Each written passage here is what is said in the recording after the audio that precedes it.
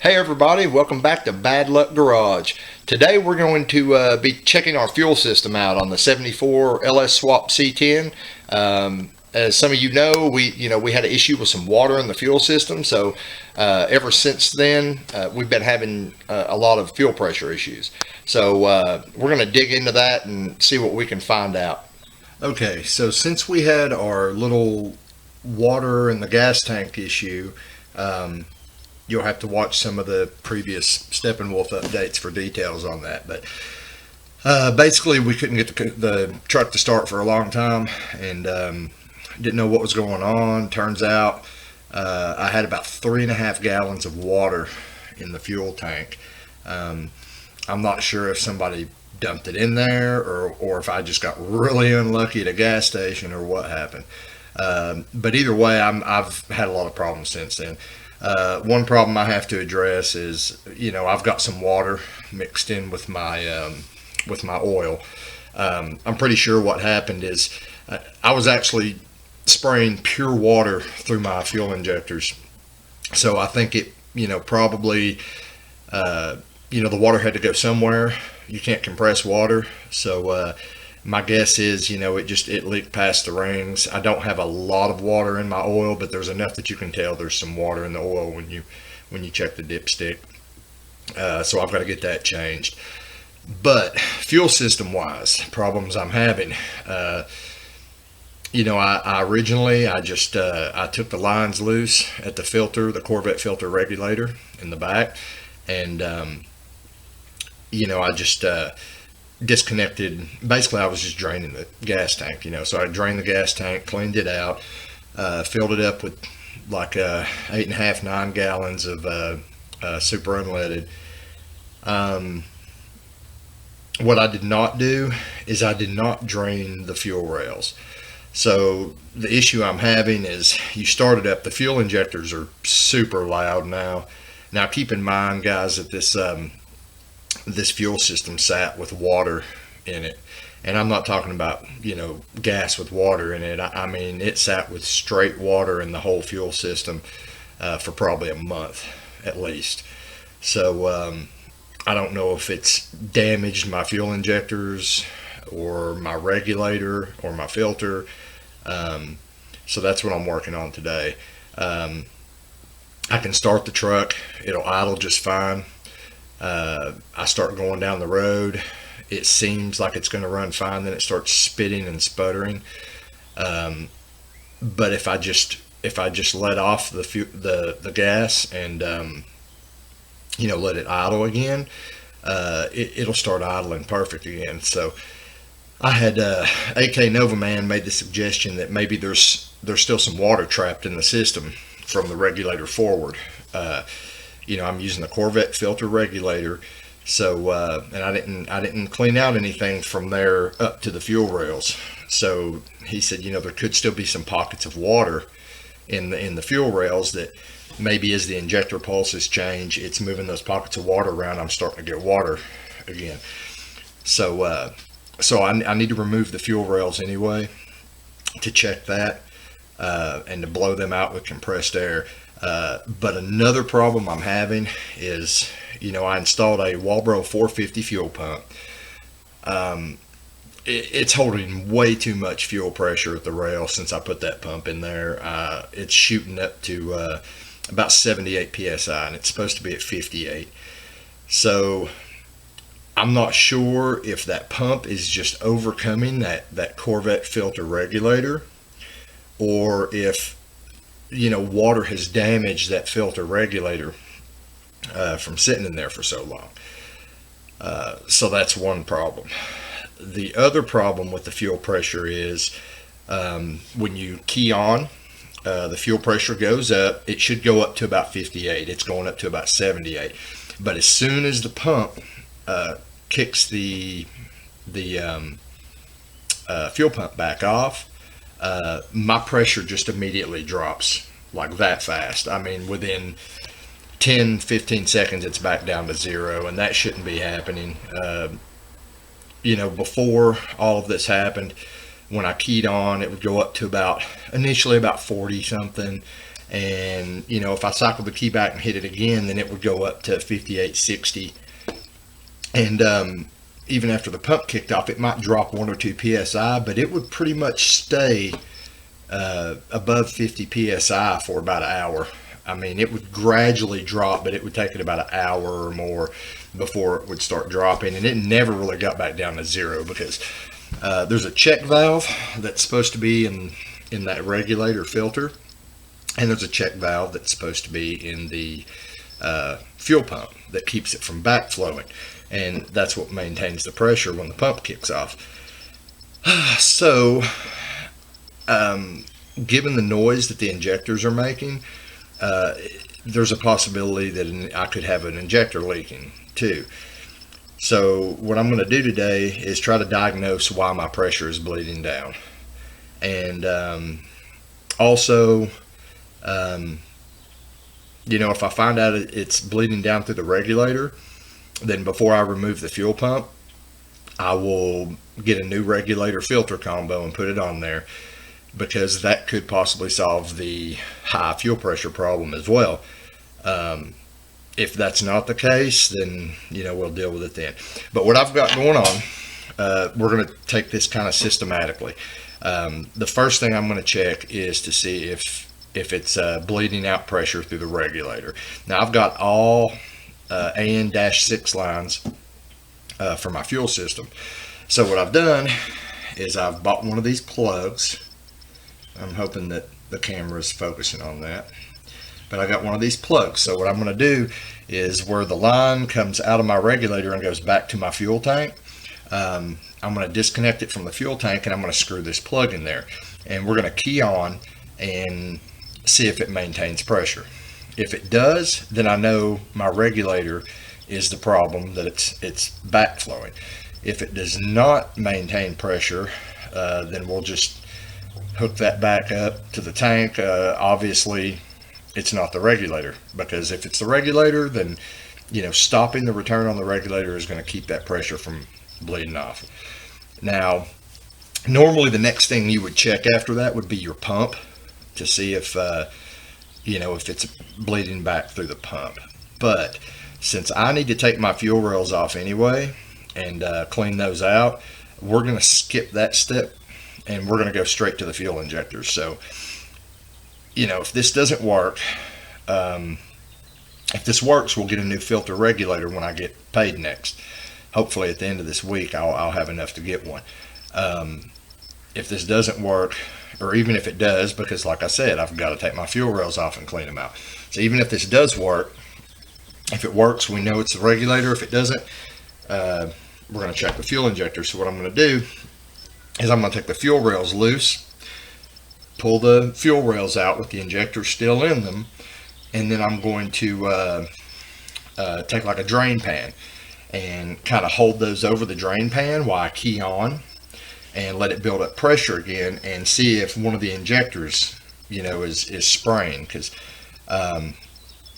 I'm not 100% positive on this, but I'm pretty sure I should get like an initial, like a squirt out of the injectors when I key on. But then after that, nothing should be coming out. They should just be holding that pressure. So, you know, it's possible that I got one of them just, you know, pissing out fuel, and we'll check that out. So I guess we need to go ahead and get started on this. Here we are at the back of the tank. You can see my filter regulator combo up there. This line right here, this is our return line. So what we're going to do is we're going to unscrew the return line, and we're going to screw our plug into that return line.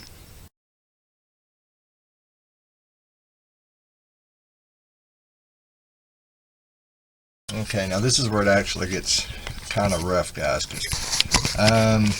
This is my fuel rail pressure gauge that I've got installed on here, but I'm trying to find a way to put this camera so that you guys can see what's going on, but I may not be able to. Yeah, I don't see any way. I don't see any way that I can put this camera where you guys can watch this process. trying, guys. I'm really trying.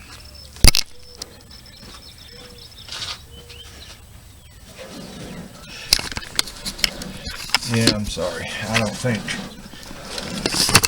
just don't think there's anywhere I can put it. But I'm just going to tell you what I'm looking for. That gauge should shoot up. Well, it's probably going to go up to 78 psi, and I'm just looking to see if it drops back down pretty much immediately. So I'm going to turn the key forward, and sorry I can't. I'm having to hold the camera here, so sorry I don't have someone here to help me, but you know, you guys know what we're looking for, I think. I don't know if you guys can see this, but now that we have blocked the regulator return line, the pressure is steadily dropping, but it's dropping very slowly, where before, I mean, it was dropping really fast.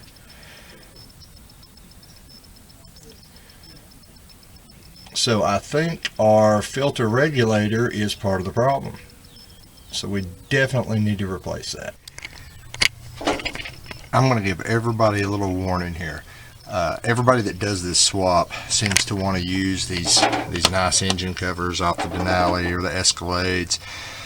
And I was the same way. You know, in my opinion, are the best looking engine cover set you can get. You know, unless you want to just hide all your wiring and everything and do like a car style intake. But I'm here to tell you right now, using these engine covers on this square body C10, this bolt back here, you can't even see it. It hits the brake booster, so you've got to pull these covers off pretty much anytime you're doing anything on this engine. And normally that's an easy task. You know, you pull a couple bolts, covers fall right off. But on these C10s, man, that brake booster is just so close.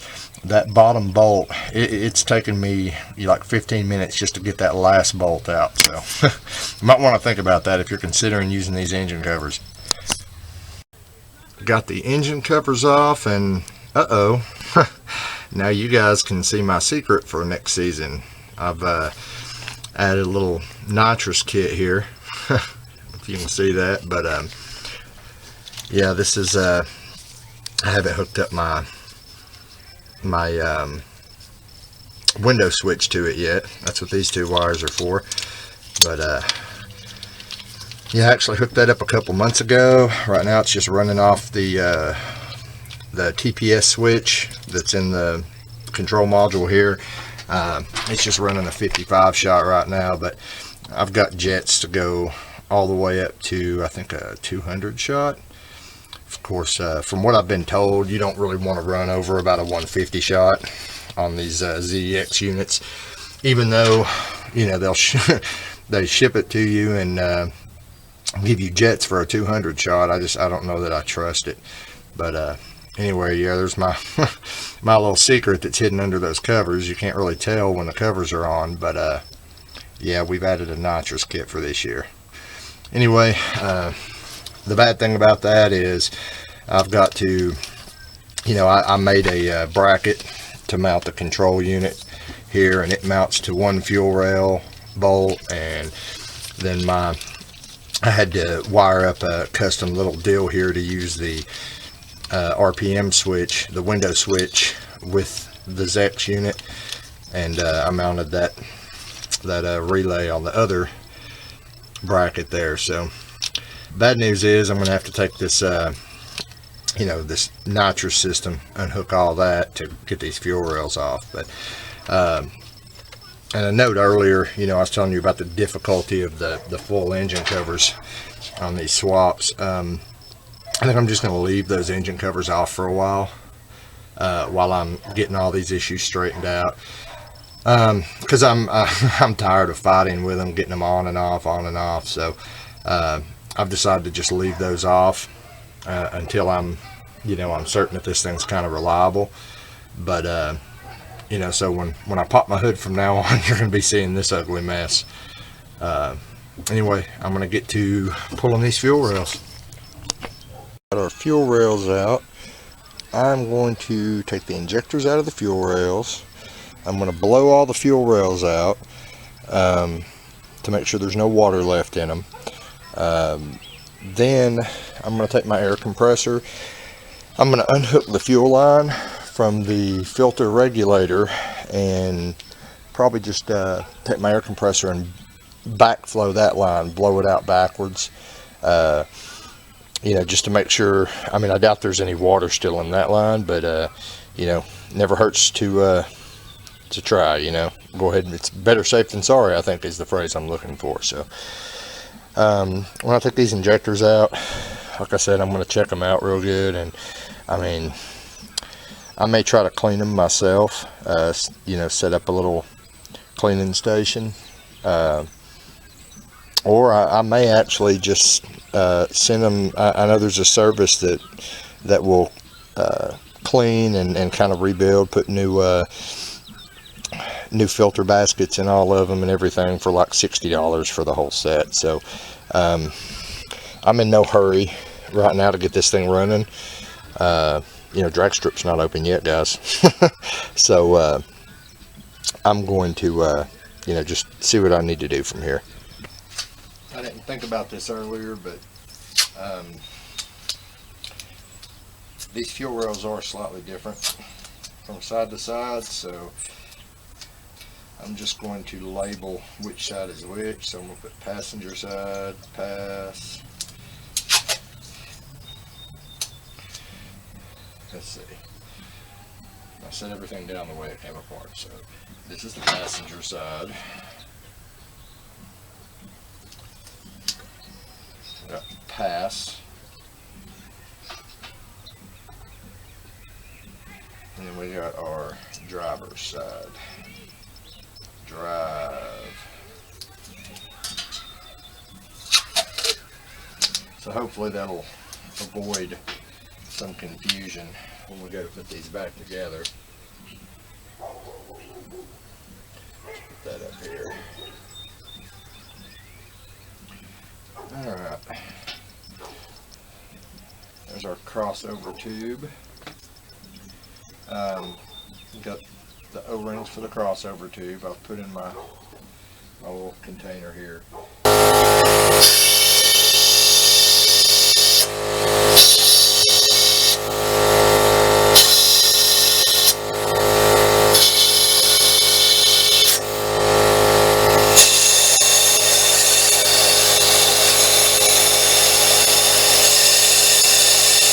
So now we're going to disconnect our fuel feed line that goes from our Corvette filter regulator to the front.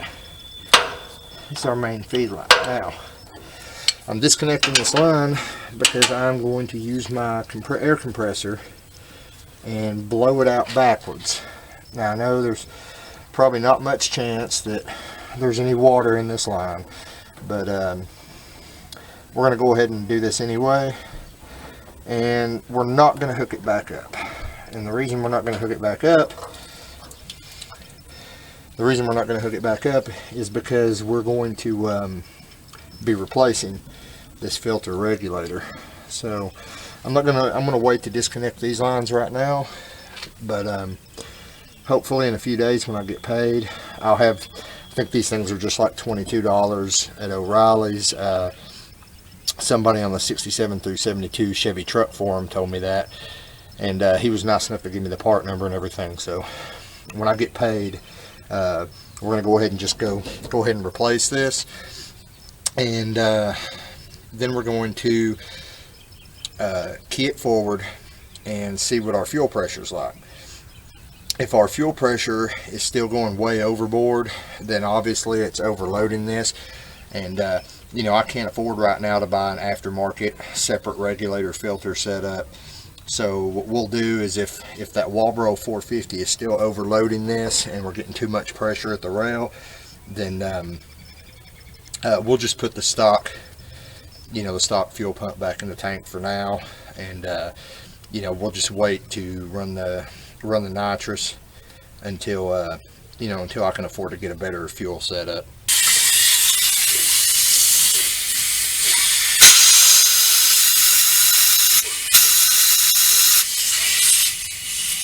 Now the last thing I want to do, since this is going to be unhooked indefinitely, weather's starting to warm up, we don't want something stupid happening like dirt daubers or other insects deciding to build nests in these fuel lines. So we're going to take our plugs here, the same ones we use for the testing, and we're just going to screw them in here. They don't have to be tight. We're just blocking off these fuel lines so that we don't have to worry about debris or any kind of critters getting in there and messing things up. Well, we got our fuel rail taken apart, got our injectors out. We've determined that the Corvette fuel pressure regulator / filter combo is giving us some backflow issues. It's not holding pressure, so we're going to have to replace that. I've got to figure out what I'm going to do as far as the fuel injectors go. I've thought about sending them off, but at the root of all of this is the fact that I need larger fuel injectors anyway. So I'm going to see. I've got some stuff here in the garage I need to go through and get rid of. So maybe I can sell some stuff that I don't need, some old parts, and get together enough money to maybe order a set of bigger fuel injectors. So we're not going to put that together, but we got our fuel lines plugged, so we don't have to worry about debris or bugs or anything getting in those. So I guess we'll just we'll work on a few other things for now, and I'll see what I can do about getting some different fuel injectors. But anyway, I guess that's about it for today. So if you like this episode, hit the like button. If you want to see more, I always say it, subscribe, guys. All you got to do is click the subscribe button. You'll get an email whenever I put out another episode. So until next time, this has been Lil Troy at Bad Luck Garage.